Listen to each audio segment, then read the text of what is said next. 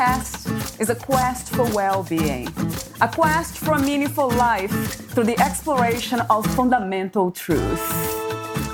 Enlightening ideas, insights on physical, mental, and spiritual health. The inspiration is love. The aspiration is to awaken new ways of thinking that can lead us to a new way of being well. Some of the topics are addiction, fear, faith, self-compassion, relationships, codependency, emotional intelligence, and more. Welcome to Body, Mind, and Soul Healing Conversations.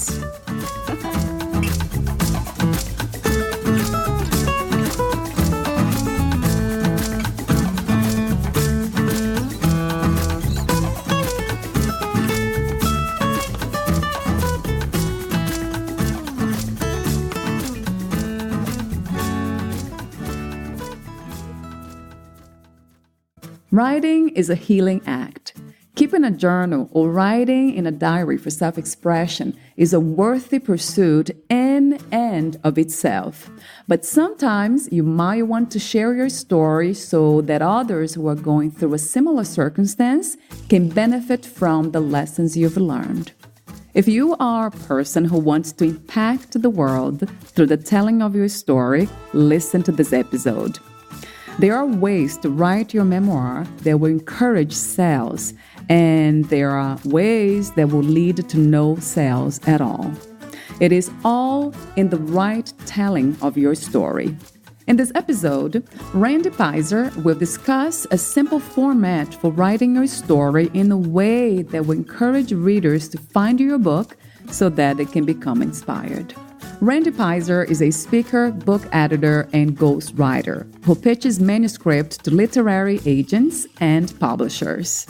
Published clients have been featured in Oprah Magazine, Time Magazine, on the Wall Street Journal, and USA Today bestseller lists, on Daily Mail, TV, and airport bookstores, and more. Randy also places books in 5-star luxury hotels for word-of-mouth marketing. She is the author of the Write a Book program, Crappy to Happy, as featured in the movie Eat, Pray, Love, and the Power of Miracle Thinking. Here is the interview with Randy Peyser.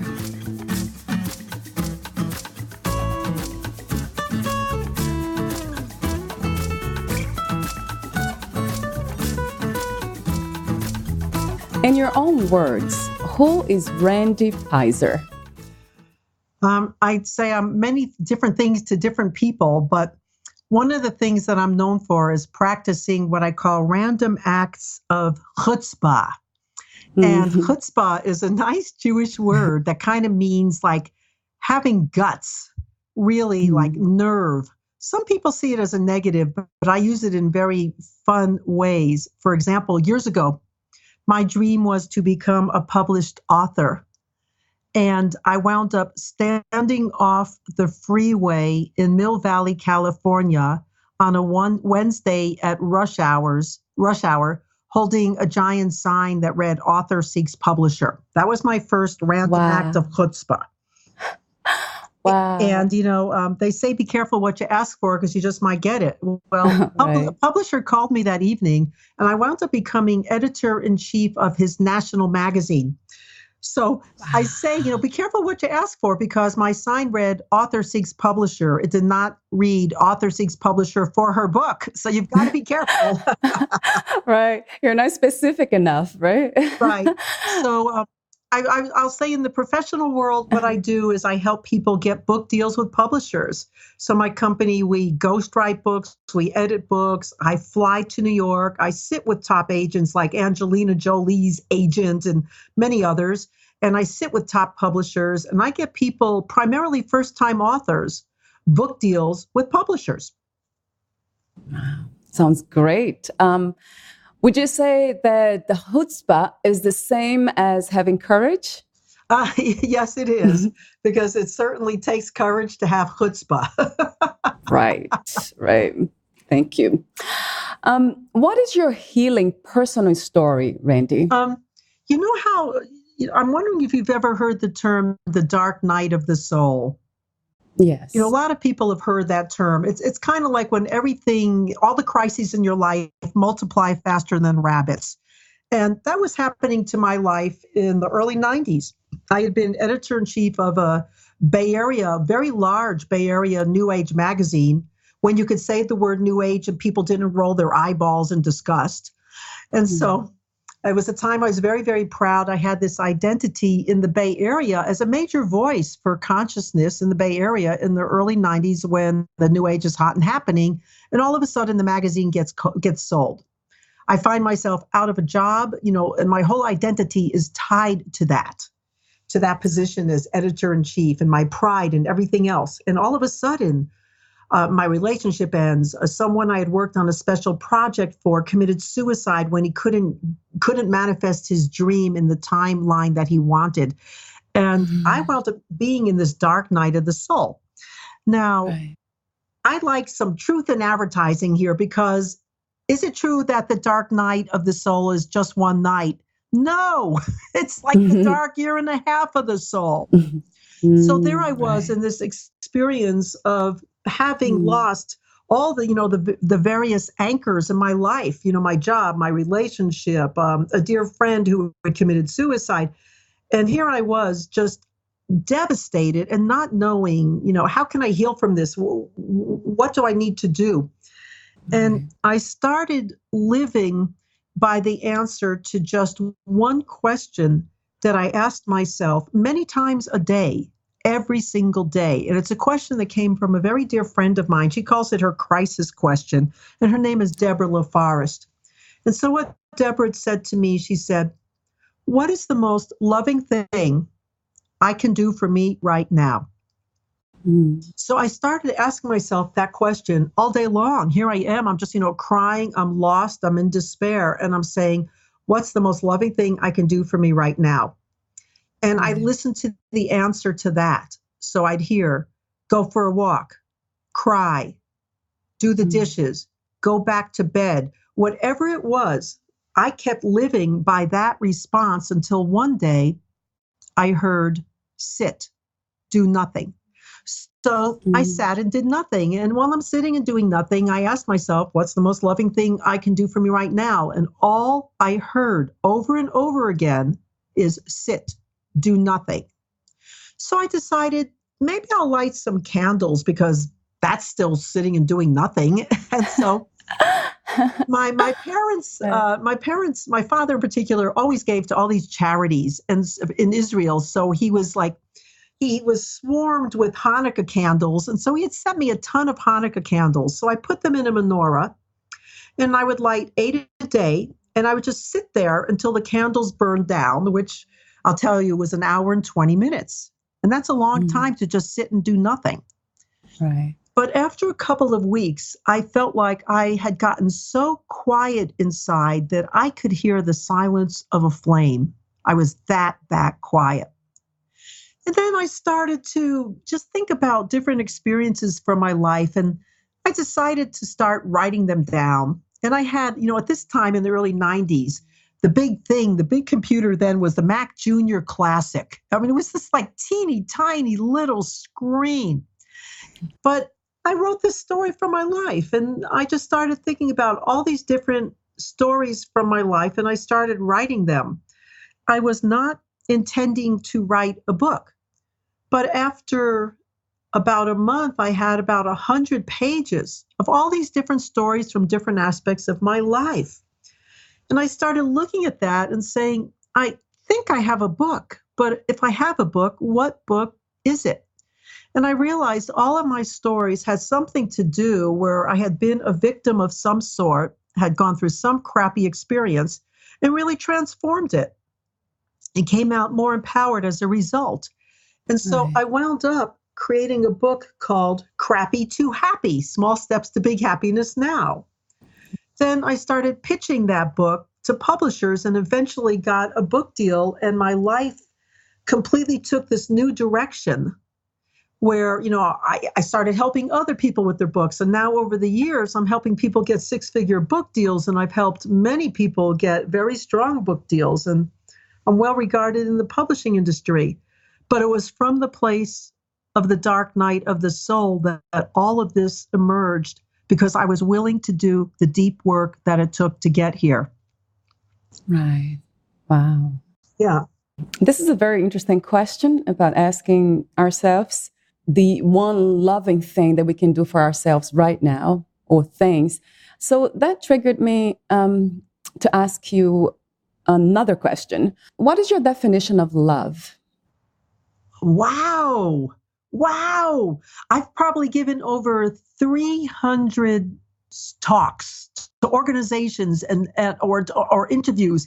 No one has ever asked me that question. So is love a person, or is it a state of being? Right. For me, it's a feeling in the heart. And how we define love can always be in context. Sometimes I cry tears, but they're not tears of sorrow, they're tears of love. So, for example, my mother passed 2 years ago. When I think of her and tears come up, they're not tears of suffering or sorrow, they're tears of love. So, wow, I like that. Yeah, because, for each person is such an individual experience. Right. But it really is a state of being. And it's hard to define, isn't it, Randy? Yes. To put into words, yeah, it's really hard. One of my guests, he said, love is being grateful for and appreciative of. The gratitude part and appreciation too, really kind of touched me. I thought about it and I'm like, yeah, love could be very much the feeling of gratitude. Just being grateful for what's happening now, or as we are now, like without any change, not wanting to change anything, just accepting the moment in ourselves. Yes. Right? I think it has a lot to do with acceptance, which is extremely powerful for healing. You know what's interesting in terms of relationships? Where love gets entangled so many times. Right. And I've learned for myself, if I'm feeling like I need love, I need more, it means I'm not asking myself, what can I give? I'm really in the mode of what can I get? And love, when it's really, really free, gives freely of itself without expectation. I can't say I'm always there, at least in terms of relationship, but I certainly aspire to be there. Yeah, right. Also, when you mentioned sitting, the thought that came to you and asked you to sit, I thought about meditation. Well, that was the same experience as meditating? It was when I was sitting there, at that time, again, that was in the early 90s. I find now my brain is so busy that it's hard for me to access those, the theta state of brain waves where you go into more creativity, or those deeper meditative states. I can't quite get there. So I actually have a very, very funny meditation that I do. Mm-hmm. And when people hear this, it just cracks them up. So I was working on a vision board, in January, where you're kind of planning out your year, and I'm creating my treasure map of what I'd like to create in it. And I love animals, and I had some images of some little dogs. And I was actually attending someone's guided visualization meditation, but my mind completely drifted off what the man was saying. And I found myself wandering in my own thoughts and mind. And I thought about that vision board and the little dogs on it. And this is where my mind went. I said to myself, if I had 3 dogs, I'd name them Oscar, Meyer, and Wiener.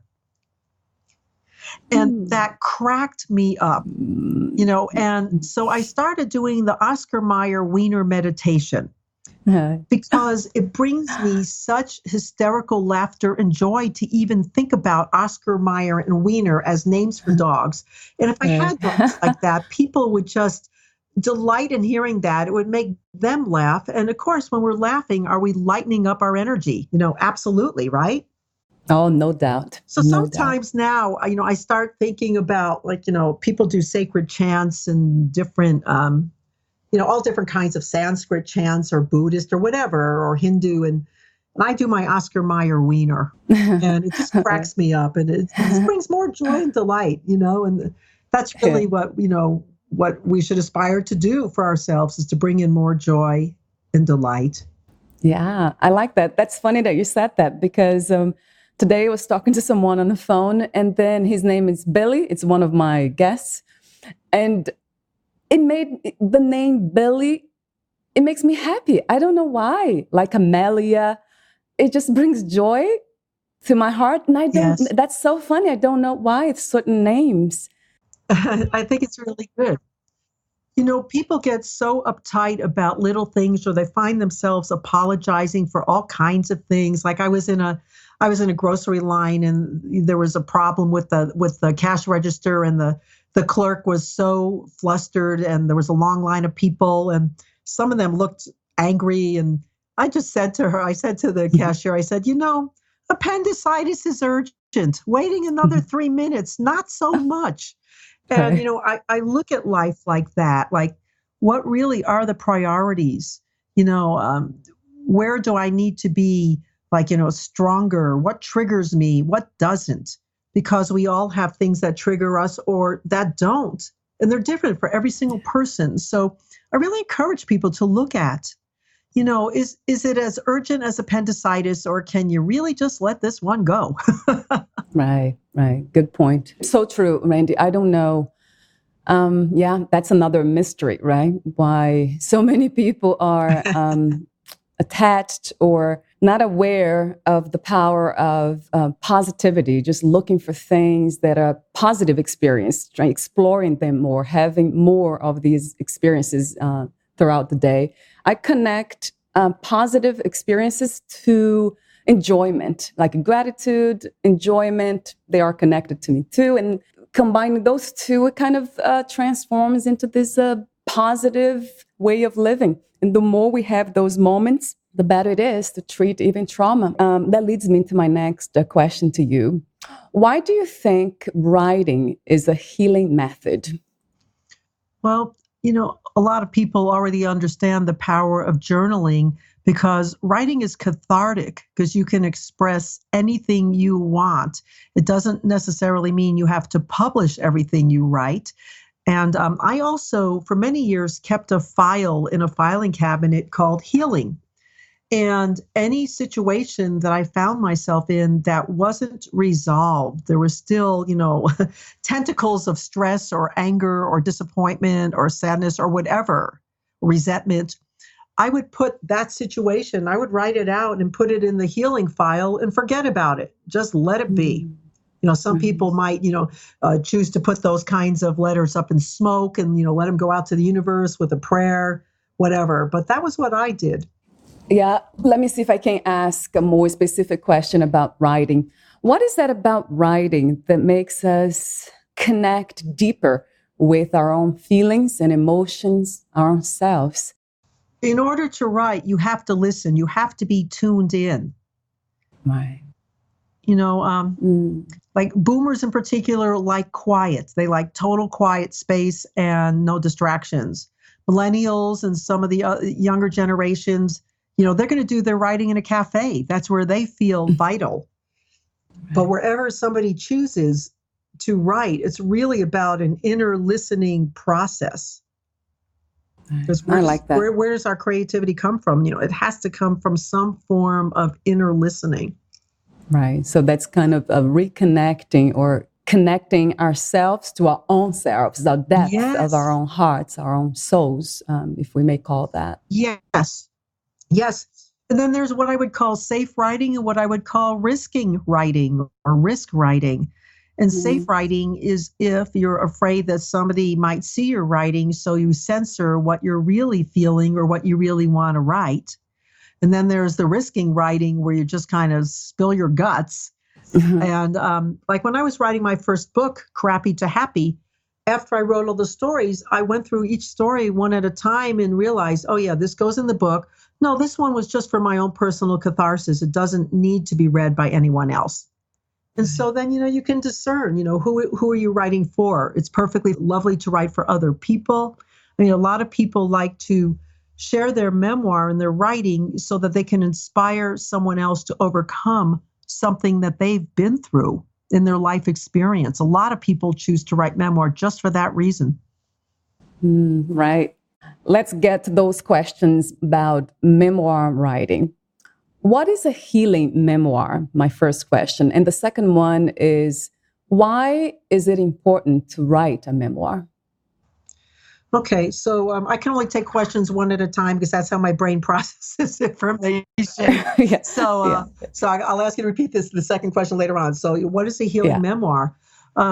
If you're writing a book for yourself, just to heal some trauma or some experience you've been through in your life, that's healing in and of itself, just to get the expression of it, because you are going to empower yourself in the writing process. It just happens that way.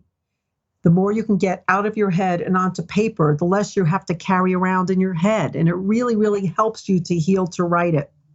Right. One of the important questions to ask when you're writing a memoir, and I call it, is it all about me? Or are you answering a question in a reader's mind? What's in it for me? And those are two separate kinds of books. And it's fine either way. I'm not placing judgment. But if it's all about me, you are writing for your own healing experience, but not necessarily to have to inspire a reader. If you're answering a question in the reader's mind, which is what's in it for me, then you actually have to put that, you have to delineate that in your writing. So you're actually addressing the reader and not so much I, me. Right. So there's two different ways to write those kinds of books. But the truth is, you know how busy you are in your life, and we all are super busy. So if you're writing a memoir because you actually want to sell a book and have readers read it and inspire other people, you must answer the question in the reader's mind, what's in it for me? May I give you an example? Yeah. So when I wrote Crappy to Happy, this was my original title, From Crappy to Happy, A Journey Out of the Pits and Into the Fruit of Life. And I thought, oh, gee, that's witty. The publishers are going to love that. So when that book got sold, they took off the from and it became Crappy to Happy. Now listen to the subtitle they put on the book, Small Steps to Big Happiness Now. Because that answered the question in the reader's mind, what's in it for me? You must answer that question if you want to inspire other people and actually have them buy your book. So your subtitle, think about an outcome that a reader will get. Because what's happening in the publishing industry now, and I'm seeing this consistently among the nonfiction publishers in all genres, including memoir, they're all saying we are looking for outcome-driven titles and outcome-driven content. And if you can answer a question, which is what's in it for me from the reader's perspective, you're offering an outcome. It makes sense. A lot of sense. Yep. And I'm hearing it all over the place from all the publishers. Right. It's the big buzzword now. The reader needs to get to understand what they will find in the book that will help them. And the quicker they do it, right, the better it is, right? Right. But what's the benefit? Yeah. When I started writing my own book, I didn't write in the first person because it was really tough. So do you suggest that we write our books, our memoirs about traumas in the third person in the beginning, so we distance ourselves a bit from the subject? I've actually never heard of anyone doing it like that. I think whatever works for anyone is what works. The way I like to advise people is to start with what I call chunks of gold. And your chunks of gold are just all of these like snapshots from your life, all different things that you might want to write about, and making like, a long, long list of different stories and events from your life. It could just be like titles of things. You don't have to be writing the whole thing, and then just see, which of those want to be part of the book. So that's one way. I've discovered that I believe there are two kinds of brains when it comes to writing. There are linear people and there are process people. And I want to describe the differences.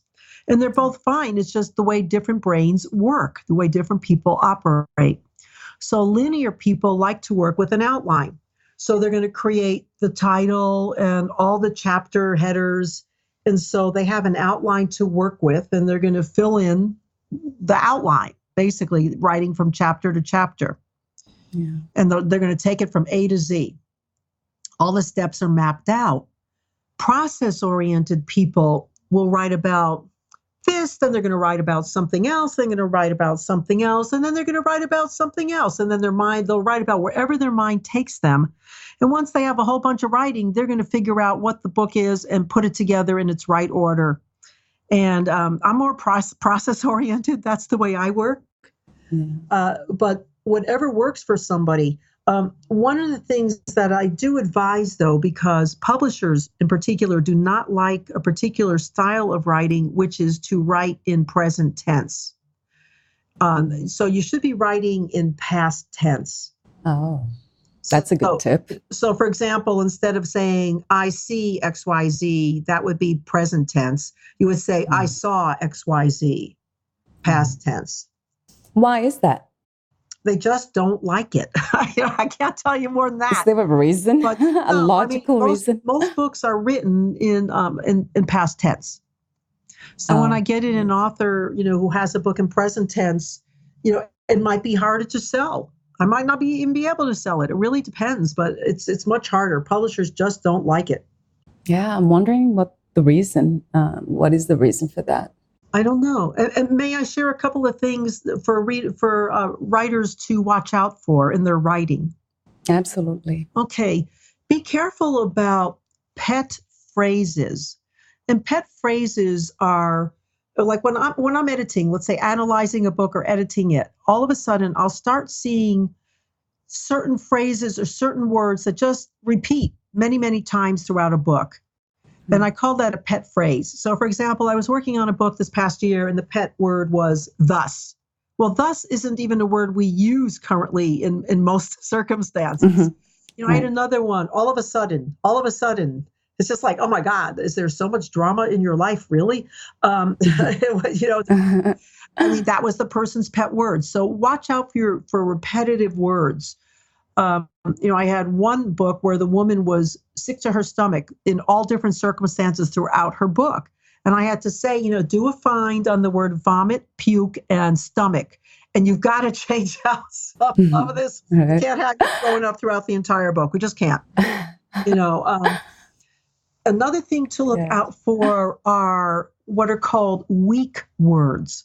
So weak words are very short verbs such as has, got, went, get, make, did, do, have, are, be, things like that. It doesn't mean you can't use those words, but if you can substitute better language or vary the language more in your verbs without making it sound stilted, this is better. It's a better result. And so I'll give you an example. If you were going to say, he is a boxer, you might say he provides boxing services. I'm just making something up, but just something where there's a little bit more to it. Right. Or like, here's a better one. What he does is, I would say what he provides is. Right. Or what he offers. That sounds better. Just do it, just watch out for those words. Another thing to really watch out for, and this is like a really critical key that I'm telling people, the words it and that. If you're using it as a noun or that as a noun, say what it stands for. Say what that stands for, rather than just say it or that. Because you know your material really, really well where readers don't. And so it really helps them to actually hear what the real nouns are. Right. That's where an editor, a good editor, right, helps a lot. Yeah, we do that all the time. Yeah, because editors will point out all these issues. Yes. Like, usually when I'm working on a book, where we start is with an analysis. We use the comments bar in Word, and we're pointing out, like, can you please say what it is or what that is if we're not clear what it is, and Yeah. and we're determining, what are the strengths and where are the weaknesses that need to be strengthened so we can really help the author to create, a stellar book. Oh, incredibly. No doubt about it, Yep. Randy. Yes. What is the importance of writing a memoir? I think everyone has a voice, and voices need to be heard. And I really think that's the bottom line. I would say more in this century or in this time period than any other time period in history.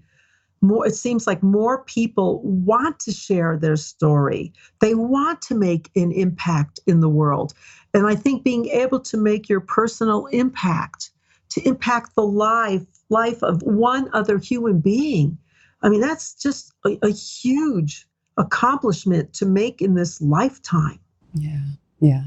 And, I tell yes. people, don't worry about numbers. Not everybody has to be, the $1 million New York Times bestselling author. Mm-hmm. Right. We're here to uplift all of humanity, and we do that one person at a time. Right. That's great. Yeah.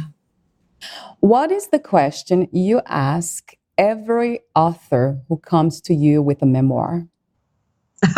So the question really is it all about me, or are you answering the question in the reader's mind, what's in it for me? I mean, that's really, really the key piece to getting a book sold, if someone does want their book sold, to readers or to publishers. Right. So in a way, you answered this question before, right? Yes. Okay. Edit this part. So is there a format for writing a healing memoir? Yes, there is.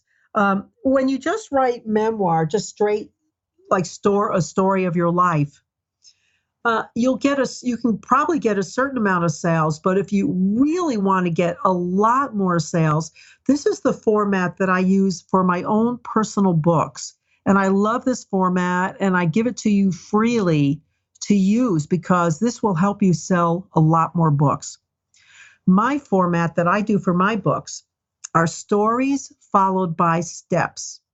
And the steps are either actions or insights that are based on that particular story. So I'll give you some examples. In Crappy to Happy, following every story, there are 4 steps to happiness now based on that story. So I tell the story, but after the story, there are 4 steps, and that's answering the question in the reader's mind, isn't it? What's in it for me? Right. I wrote another book called The Power of Miracle Thinking, and I interviewed about 40 people and all different kinds of miracles that they had, health and jobs and relationships and houses and escaping from fires, just all kinds of things. And I wanted to know what are the attitudes, thoughts, and beliefs they held and the actions they took that they feel might have contributed to their miracle happening. And so I have these short stories followed by 3 miracle thinking tips so that, again, we're answering the question in the reader's mind, what's in it for me? Right. Most people like to read short stories. Yeah. These are empowering, really fun short stories. And then afterwards, here's, things they can reflect on, think about, bring into their lives, integrate into their lives. And so I really encourage anyone writing a memoir, look at the theme of all of the different stories of your life and see, what kind of tips or strategies do you want to put after each of your stories? What is the common theme that to tie them all together? Because that will answer the question in the reader's mind, what's in it for me? And that can also tie into your subtitle of your book. And so I suggest if you use this format, stories followed by steps, make the steps about the same word length or sentence length. And like if you're having 3 steps after each story or 4 steps. It's 4 steps. Just be consistent throughout. And that really adds a lot of polish to a book. Another thing that I like to do is that I'll take one strong line from the story or the steps, and I will pull it out. I mean, I'll still include it in the story or the steps, but I will also take it and I will put it on its own page prior to the story. So like if the story starts on the right-hand page, on the left-hand page, I have that powerful quote from the book. Right. And that's called a pull quote. So that's a really nice way to set up your book. Pull quote, story, steps. Right. Pull quote, story, steps. It's an easy formula to follow. Can anyone write a memoir, Randy? Some people are more auditory. So I think, I actually just got off the phone with a woman who's told me she wrote her 300-something page memoir, about 80% of it on her phone. Wow. So, wow. I'm sure she spoke her entire, book into a phone. Right. I encourage everyone to write. Whether everyone can get a publishing deal, I can't say. We would need to analyze. And, certainly working with, an editorial firm such as mine or, anyone that you work with, they would bring your writing up to a publishing industry standard, or a professional standard, because, even if you self-publish, you want your book to really shine because it is representing you. Right. Yeah. What do publishers look for? Publishers, this is a very interesting question because I say there are 2 parts to a publishing conversation. So when people come to me and they've got their memoir or any book they've written, and they really want me to get them an agent or literary agent or a publisher, I tell them there are 2 parts to the publishing journey. One part has to do with your content. So your content has to be strong and it has to be really stellar and differentiated from everything else that's out there. For example, I was at a conference recently where the CEO of the conference is my client. And it was a writing kind of conference. And about 400 people were in that audience, and about 395 of them were writing their abuse memoir. So many people have been abused, and everybody's story is important. Everybody's voice is important to be heard, but it doesn't mean that it necessarily can be sold. True. So there has to be something that really stands out in the story. For example, I sold a book that came out last year called Slave, a human trafficking survivor finds life, about a little 4-year-old boy who grew up as a child slave. Right. Very, very powerful story. It's actually under consideration for film with 3 major Hollywood movie producers. After I sold it to the publisher pitched it to the movie producers. So, it's an outstanding story. So part of the conversation has to do with your content. And again, you have to be bringing something new to a conversation that's already happening.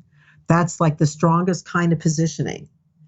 The other half of the publishing conversation has to do with something that I call the business of publishing, which isn't about your content so much as it is about your ability to promote your book. Right. Because 20 years ago, not one agent or publisher ever asked me, Randy, what is the size of this person's social media following? How many Facebook followers do they have? Do they have a YouTube channel? Things like that. Right. Nowadays, it's the first thing out of their mouths, provided they love your content. So what it takes to sell a book is that you must have eyeballs on you. I've had publishers who have come back and said, where has the author spoken in the last 6 months? What is the size of the audiences they've spoken to? Where are they speaking in the next 6 months? What are the projected sizes of the audiences they're speaking to?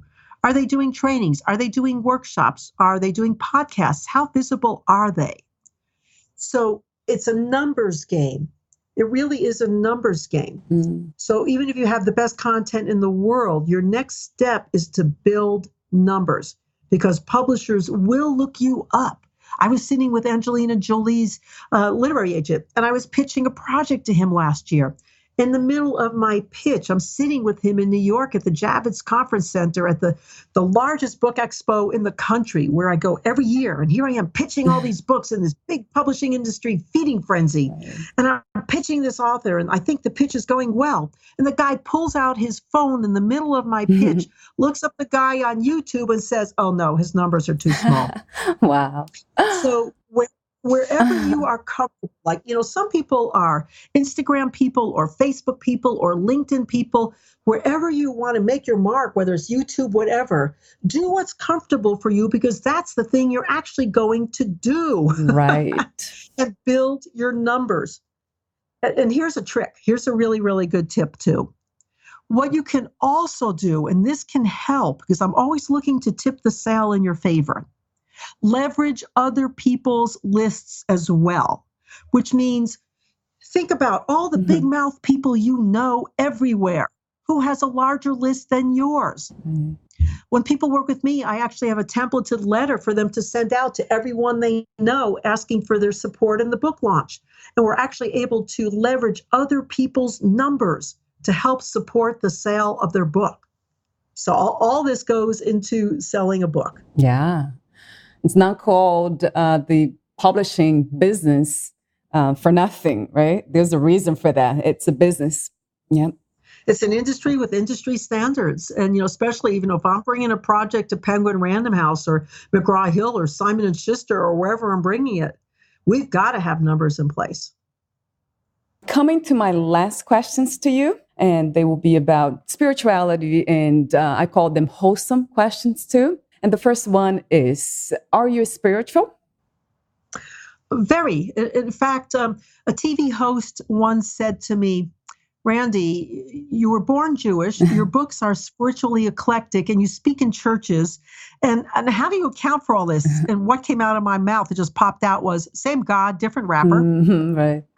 So I have spoken for all different kinds of denominations. I've also been editor-in-chief of a national Mind, Body, Spirit magazine.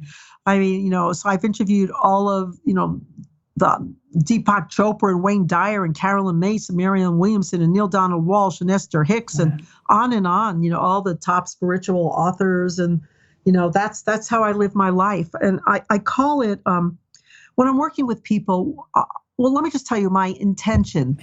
My come from place with everyone is I ask for divine right clients for whom I can create phenomenal results. So I come from a very spiritually intended place. And I ask for the divine right publishers. I ask for the divine right alignment, whatever it is, whether it's the self-published, traditional published, or however I can help people. That's wonderful. I like that a lot. Do you believe in God? It's very, very interesting because I've interviewed so many people who have had access to upper and higher realms. And so I don't know if I do or don't. And that's just the honest to God truth, no pun intended. I believe in some form of source, in some form of light that we're all connected and part of. Is it a male being or is it a non-gendered being? Is it a being at all? Is it a light source? I have no idea. A better question would be, what is God to you? You just said it could be the universe, light, anything that's good and wholesome, right? Yes. What is another word for healing? Another word for healing? Yes. I would say feeling. Because you can't have healing without feeling. Without feeling. One of the things I wrote in Crappy to Happy years ago, it's my favorite sentence in there. Sorrow digs the well and joy fills it. It is my experience that people who are willing to do the deep work of grief, of actually feeling those feelings that nobody wants to feel, but if you're willing to ride the waves, they will come, they will go, they will come, they will go, they will go, they will come. But you will find yourself at a peaceful shore. And ultimately, and what happens in that process, for myself, I found like through my dark night of the soul experience and going through all the grief I went through, and walking in the mountains for a year and a half and talking to God Yeah. and raging at God and screaming at God and demanding of God and all the things I did. Yeah. It's just really, really interesting that I became a container in which I could hold so many more feelings. So I could hold sadness about one thing, but I had created such a deep well inside of myself where I could hold that much more joy. Right. Mm. Sorrow digs the well and joy fills it. Right. And it's only the people who are willing to do the deep work of feeling that will ultimately have that larger capacity to feel that much more joy.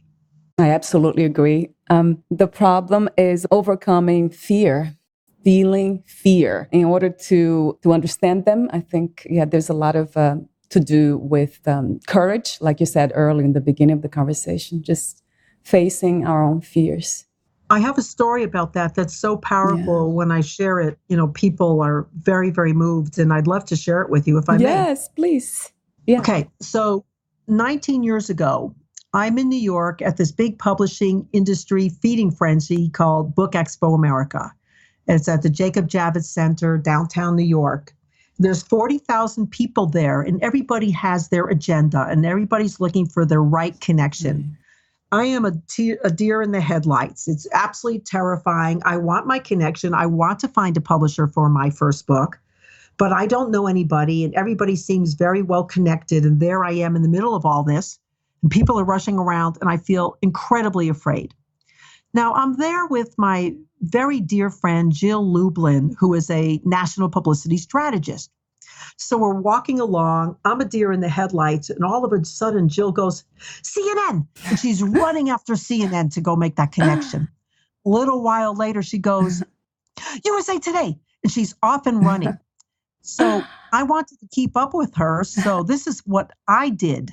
And listen to this. CNN. And then I followed her. USA Today. And I followed her. And I realized I had what I call the hiccup of hesitation. And the hiccup of hesitation is where we hold any fear whatsoever.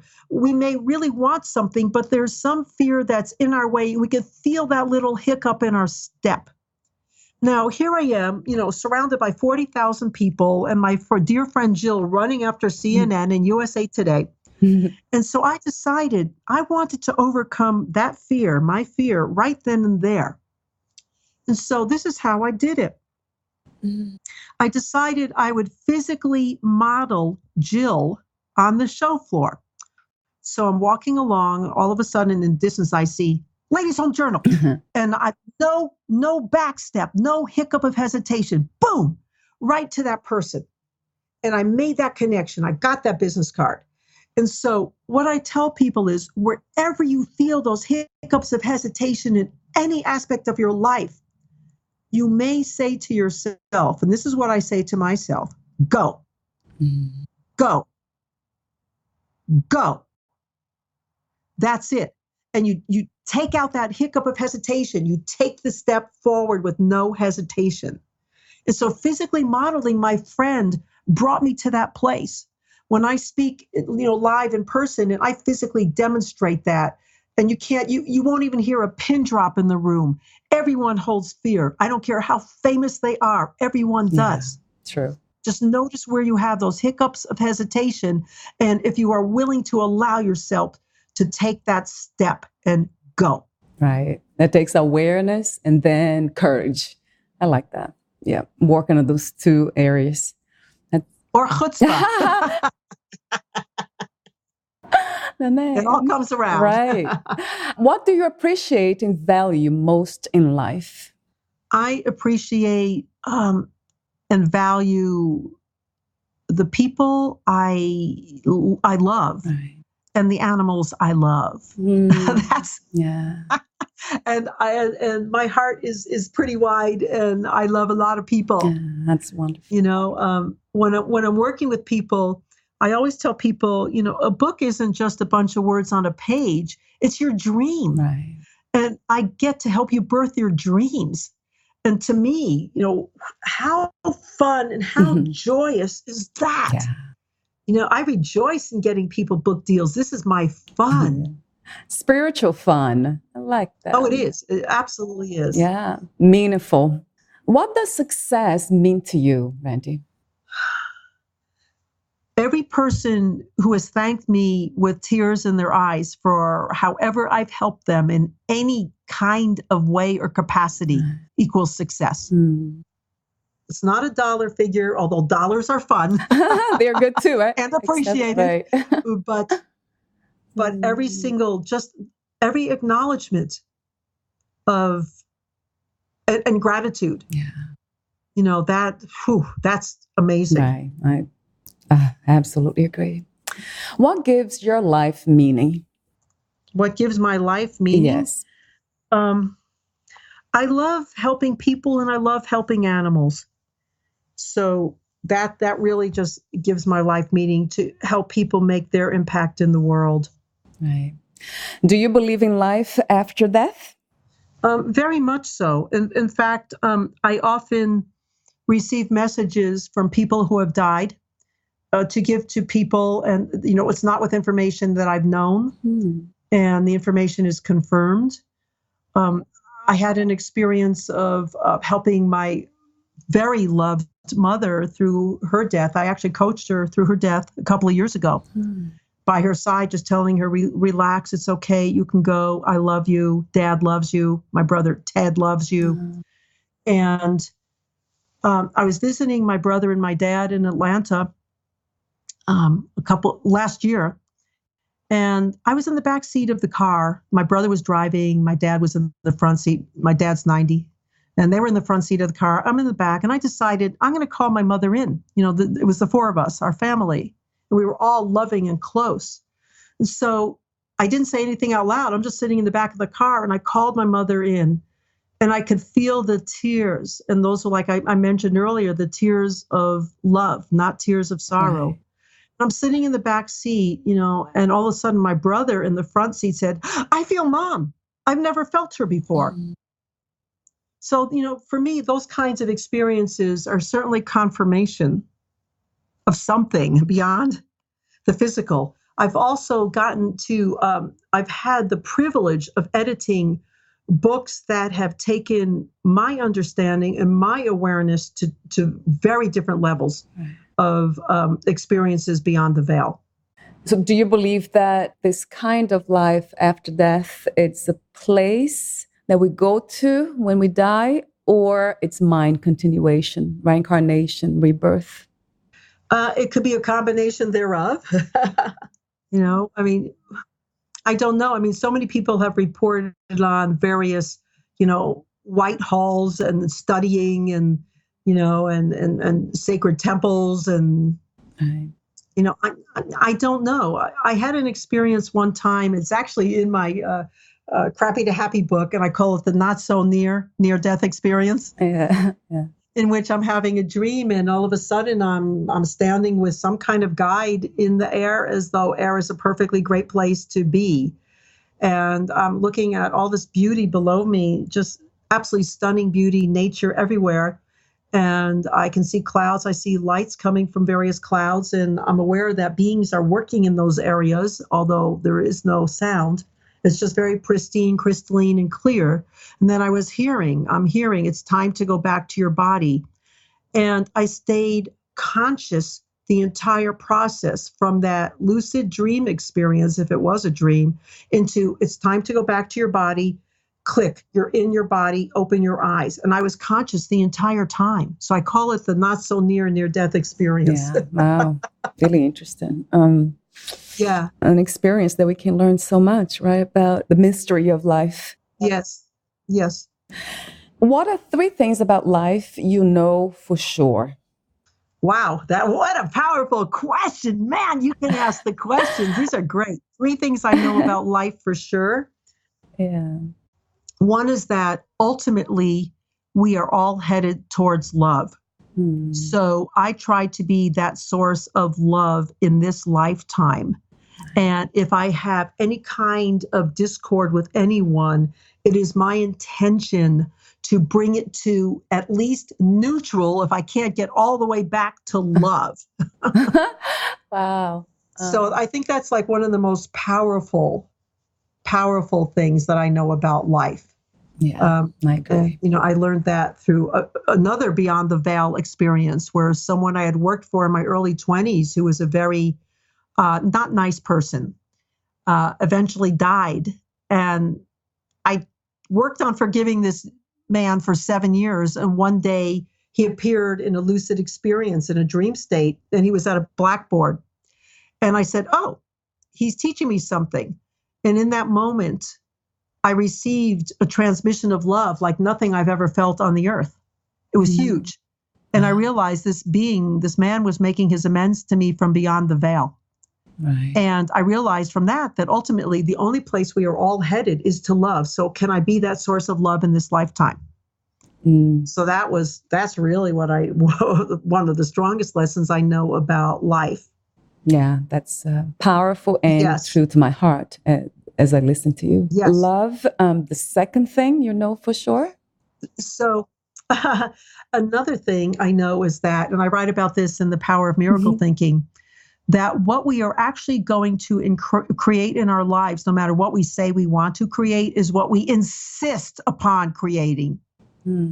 So I can look at anything in my life and I ask myself, is it a priority or an option? So if it's a priority, I will make it happen. I don't know necessarily the hows of how to make something happen, but I know that I will make it happen. And so when we have that level of insistence, that is what propels us to create and to actually bring into reality that which is what we want. Does that make sense? It makes a lot of sense. Do you think that's connected to the purpose of a person's soul, spirit? Yes.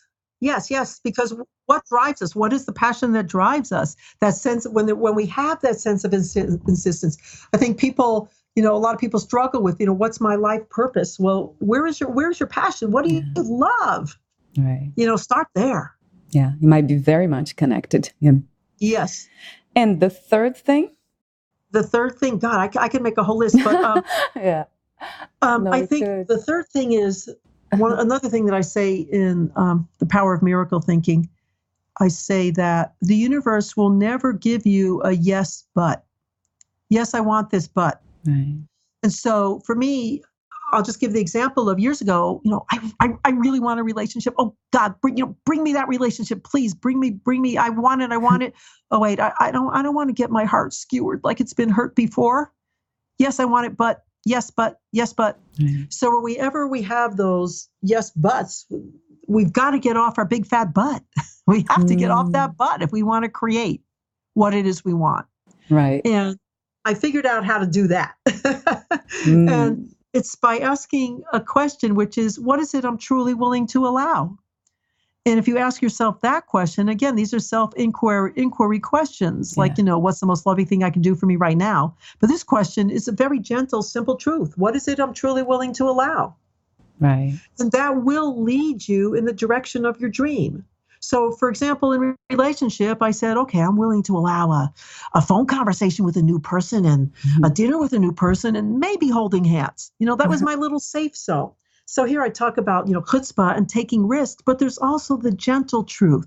And it's equally as powerful in moving us in the direction of our dreams. Right. Self-knowledge. Yeah. Yes. Wow.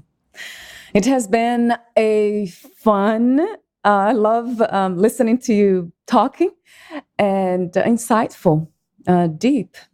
Thank you so much, Randy. Where can we find more information about you, what you do, services, future projects?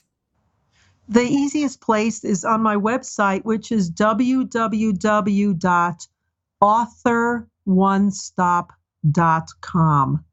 authoronesstop.com. And the one is spelled out O-N-E, authoronesstop.com. Great. Thank you so much again. You're very welcome. Bye for now, Randy. Bye. Bye-bye.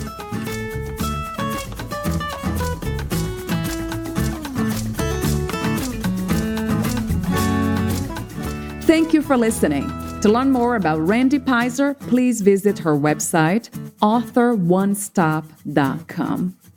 To learn more about this podcast, please visit fitforjoy.org/podcast. I want to thank the Patreon members Lawrence McGrath, Mark Baisden, Terry Clayton, and Aidan Vickrock. Thank you again for listening, and bye for now.